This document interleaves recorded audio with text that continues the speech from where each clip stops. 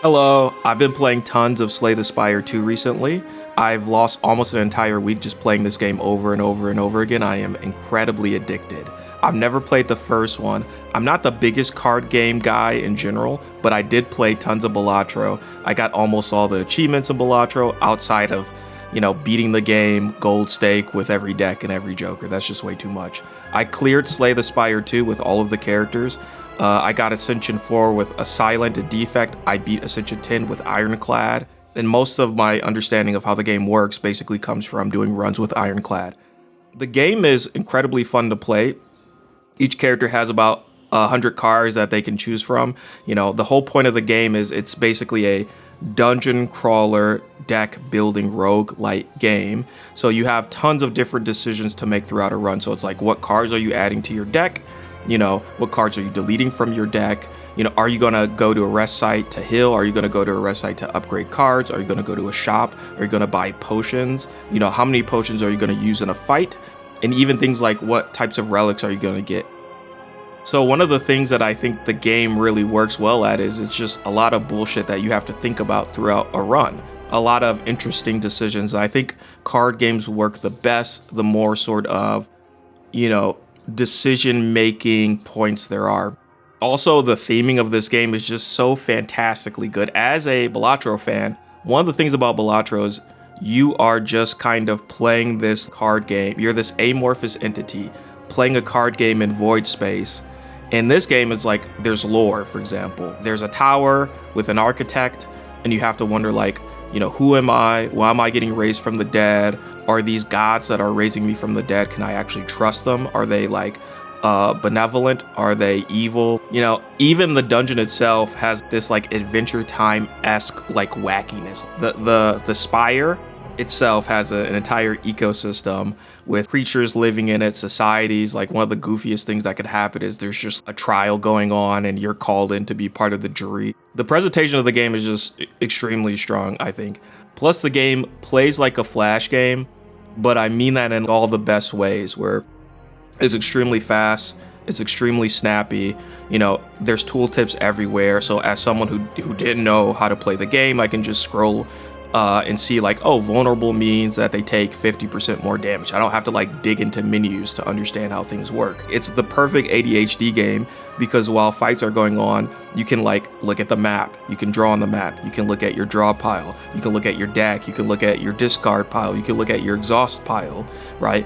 And the game never slows down in order for you to do this. I think you can even literally look at the compendium of all of the cards and what those cards do on upgrades while the game is running in the middle of a room, right? So I think the UI is actually incredibly snappy, and for a game like this, roguelites are typically pretty repetitive, so making the game take into account that you're going to be doing these actions over and over and over again, making those actions as quickly as possible, making it so that you can check other things while the game is still running is incredibly smart, I think.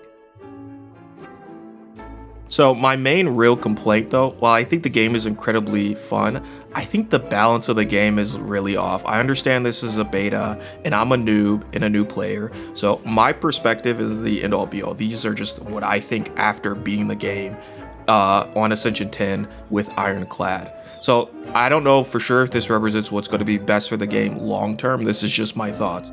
For me, the game balance feels pretty horrendous, especially with Ironclad. I heard Ironclad is a particularly kind of bad example of game balance, but from my perspective, it's so infinite focused that the game is kind of unfun. Where exploring strategies that aren't using infinites or pseudo-infinites, they just feel weak. Feels like it limits your creativity and what type of decks that you're gonna build. I'm not the biggest infinite guy in card games. I typically don't like infinite strategies because I just find them not to be that fun. But the issue is, it's not a question of if the game should have infinites or not. It's a question of how strong should infinites be in comparison to all the other types of strategies that you could do. So we could go kind of over why I think infinites are so damn strong on this character. Basically, to do an infinite, you really only need 3 things with this character, which is you need, a thin deck and some way to exhaust cards to make your deck thinner. You need some way to draw cards, and then you need some way to basically get more energy to play cards. So for Ironclad specifically, this is going to be a Burning Pact to exhaust cards and draw cards, or maybe a Stoke, which lets you exhaust tons of cards at once. And then you usually want like a Pommel Strike to help you draw more cards while doing damage, into a Bloodlet, which gives you more mana, energy to do things, or maybe like a Spite, which, depending on what version of the game we're talking about, does damage and also helps you draw cards. The issue is, all three of those things are just incredibly valuable in a card game. Like, having a thin deck is always going to be really valuable because the cards you really need and the combos you really need are going to be easier to access. Being able to draw more cards in a card game is always going to be highly valuable. Being able to get more energy to play more cards is always going to be highly valuable. So these are cards, regardless of if you are even planning on doing an infinite strategy, you just want to pick them up anyway. They're highly, highly, highly, highly, highly valuable cards. Because these cards are so good by themselves, basically what it means is that they're good right when you pick them up, like Pommel Strike is almost an immediately really good card. And then it's even better because it helps you transition into one of the more dominant pseudo strategy. So even if you just have Pommel Strike Bloodlet and you have nothing else and you can't really even do an infinite, well, guess what? That Pommel Strike Bloodlet is going to give you 2 more energy, and now you can do 2 more strike cards, or maybe even like a block and a strike, or 2 more blocks, whatever you want. We could compare this to an alternate strategy, which is, let's say, for example, we're playing the card Inflame. Inflame is a power card, 1 cost, where you gain 2 strength. On paper, that sounds pretty okay, but then when you think about it, 2 strength means that effectively you need to attack 3 times before you get the equivalent of just playing 1 strike card. So this card becomes conditionally useful. If you could play it mad early, then it's worth it. Or maybe if there's downtime or you couldn't have really attacked anyway, you might as well play this card. But it's not nearly as useful as it seems. I think strength cards in general are the perfect noob traps because they're only really worth it if you're going to be attacking a lot per turn anyway. And if you're attacking a lot per turn, on Ironclad at least, you're probably doing the infinite, right? There's not too many ways for Ironclad to attack tons and tons of times, in my opinion. So I say all this to say is, rather than playing Inflame and then attacking 3 times and then you finally get the value back for Inflame, you could literally do Pommel Strike, probably pull a Bloodlet, attack 2 more times. You're getting way more value way quicker. You don't have to attack 3 times to get that value, basically. The Pommel Strike Bloodlet is instantly really, really valuable to you. So I think this ends up creating the issue because the infinites feel like you're not really giving up power anywhere. If you play League of Legends, for example, that game also has infinites, but characters who scale infinitely are weaker in the beginning, stronger later. In this game, a lot of these cards that help set up that infinite are just instantaneously really valuable compared to the other cards. Even if you never get an infinite in the entire run, you're gonna want Bloodlet. A Pommel Strike is a good card even if you never even get the pseudo infinites. So, early game pseudo infinites dominate, and then by the time you get to mid game, you can start actually doing an infinite. And by the time you get to, Act 3, you're just cleaning up. There's no point with Ironclad that I feel like the pseudo infinite strategies aren't competing with other types of strategies. All the other strategies truly actually just feel worse to play. Clad has a couple ideas that aren't infinites that are actually pretty fun to play.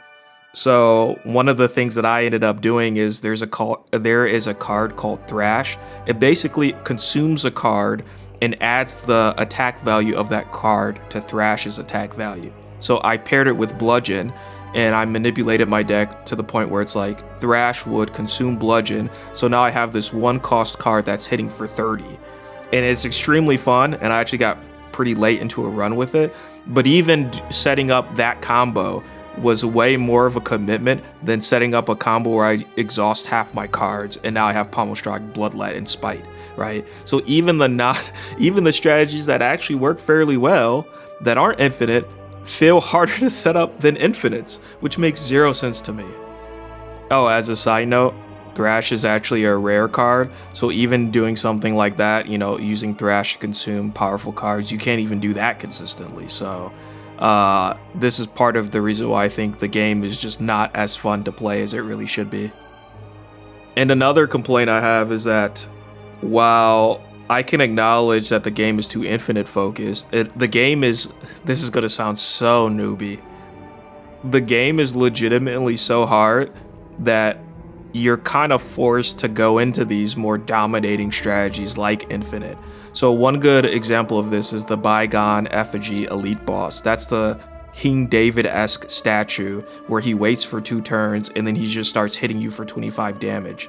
You know, at Ascension 10, you're probably not going to be full HP by the time you get to him, so you maybe only last like maybe 4 or 5 turns total. Like, that's a perfect pseudo-infinite territory, or infinite territory, because you have 2 turns of setup and then you just can loop a bunch of cards and kill them on turn 3 or turn 4, right? Other strategies that go slower than that just end up not working out and you end up eating shit on him. So I think there's so many encounters where I'm just like, why is this encounter so goddamn hard? It's almost like they want me to use an infinite, but then you look at the beta notes and half the time they're just like patching out infinites and making infinites harder to do. I have no problem with infinites being weaker. I think they should probably be weaker, but they should be weaker relative to the other strategies. Make the other cards actually good. Make it so that if I want to go for like blockade, body slam on Clad, make it so that that's easier to set up and a little bit more consistent. Make it so that if I want to do thrash, that's easier to set up and a little bit more consistent. I think there's so many like trap strategies. I think strength is, I already said it's a noob trap. I actually think it's a little bit worse than a noob trap. I think it's a complete scam. I think unless you're playing silent where you can attack tons per turn, like strength cards on Clad is just not even that good anyway. Part of the general frustration is I just don't think you see that many cards in this game. It seems weird because you defeat an encounter and you see 3 cards, but that's assuming you're fighting, right? So if you rest or if you go to a question mark room, you might not even see cards at all. A lot of the card synergies are very tight. So these are not, generally speaking, unless a card is immediately useful to you, you probably shouldn't pick it up. So I think that's part of my frustration is, if you actually read through the compendium of the cards, there's lots of things you could come up with as like fun thought experiments, but actually building out those like decks in a real run is just not that viable because you need to see the very specific cards in a very specific way. So for example, with the Dominate card, that might be good, but in order for it to be really good, you need to get Break, which is like the upgraded version of Bash that does like, I think it does like 5 vulnerable and like 20 damage, and it's also like a 1-cost card. Like, it's an incredibly busted card. That way, Dominate actually becomes super good because you can easily apply like 5 vulnerable for 1 energy and then apply Dominate and then get tons of strength. But like, that sort of specific card synergy is so rare that it's not even a consistent strategy to go for. I think this is part of the reason why these other strategies are so bad, because you don't actually get that many cards in Slay the Spire. It's a bit curious. You think shops would be the perfect place to solve the card issue. You'd think you'd see tons of cards in the shop, but it's generally the case, in my opinion, that the shop doesn't give you the cards you need, and the shops are way too expensive to even be valuable to you. And when you get to Ascension 10, your income is drastically nerfed anyway. I've never played a roguelite where shops are just boring. If you play Balatro on higher difficulties, shops are wonderfully fun. In fact, Balatro has a much better way of generating income and dumping all your extra money into shops to keep them perpetually valuable. It doesn't matter if you're in early antes in Balatro or late antes. Shops are almost always going to be very, very useful to you. In this game, there was a time where I took the ancient boon that gave me 1,000 gold, and I visited a shop. I kid you not, there was nothing useful there. Shops are usually places where you will remove a card, which gets more expensive as you do it, or you might buy a potion, or if you're like really loaded, there might be a relic that is useful to you. But I think the game needs a smarter way to make income and to perpetually funnel that in investments that actually pay off for you to make the specific decks you want. If I were to do a top-down rework of the balancing of this game, I would make Act 1 a lot easier. Make Act 1 the point of the run where it is mainly you building out the deck and deciding what type of strategy and what direction you want to go in. And every other roguelite I ever played, whether it be Balatro or Hades or Spelunky, Act 1 was really you just dipping your toes into the pool. You can have later parts of the run be extremely hard, because by the time you get to Act 3, you know, you should have already have a like well-oiled, well-tuned deck. I think that I would prefer Act 1 to give you more opportunities to deck build properly. Then they could just make Act 3, or if there's going to be an Act 4, make that hard. You could keep the difficulty of the entire run relatively the same, or even maybe slightly harder, but just make Act 1 more chill. So I bitched a lot. You know, I'm not jealous of the job that the developers have, because I truly think that this type of game is very hard to balance. All the numbers are very low. You know, you're hitting for like 6 damage, you're blocking for 5. If you change a card from doing like 6 to 7 or 7 to 8 damage, you might make it completely busted. That's why if you read the beta patch notes, or sorry, the beta branch patch notes, oftentimes they're just reworking cards, because the numbers are so low that the fine sort of tweaking to make something like in line with the strength it should be, I think it's pretty hard to do. At the same time, you know, outside of the fact that I think infinites are a little bit too strong and that non-infinite strategies need to be better, and the fact that the axe should probably be rebalanced, the game is extremely fun. I would not have suffered to make this video that a type of video I've never made before, if I didn't really want to talk about this game. So I'm really looking forward to where the future of Slay the Spire 2 is going. I'm gonna be there. I'm probably gonna make another video next time there's some major news. Maybe they'll make a new character. Please, oh god, please give me another character. Give me some more biomes. Give me some new cards. I think they already are adding new cards, actually. So, you know, I'm looking forward to this game. How do people end these rant type videos? I'm not really sure. May you have a blessed day. Okay, bye.